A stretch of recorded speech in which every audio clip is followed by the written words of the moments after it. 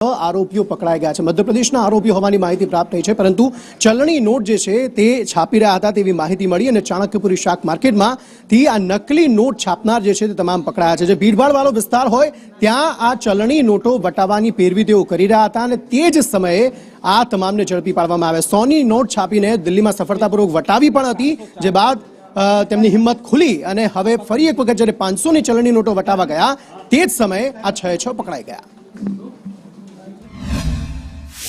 કે અમુક શંકાસ્પદ માણસો છે એ નકલી નોટ લઈને વટાવવા માટે બહાર નીકળેલા છે। એ બાતમી હકીકતના આધારે પોલીસ જે છે સંકલનમાં હતી પહેલાથી જ, અને આરોપીઓને એમાંથી એક આરોપીને જે છે તાત્કાલિક ઓન ધ સ્પોટ પકડવામાં આવ્યો।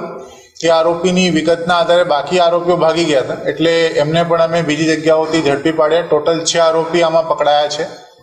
જે ચોંકાવનારી વિગતો છે એમાં એમની પાસેથી 247 નકલી નોટો 500ની દરની એમની પાસેથી રિકવર થઈ છે, અને સાથે સાથે બીજા મોબાઈલ્સ ને જે સાધનો છે એ પણ રિકવર કરવામાં આવ્યા છે। મતલબ ખ્યાતિકાંડ જેમાં 2 વ્યક્તિઓના મોત બાદ અનેક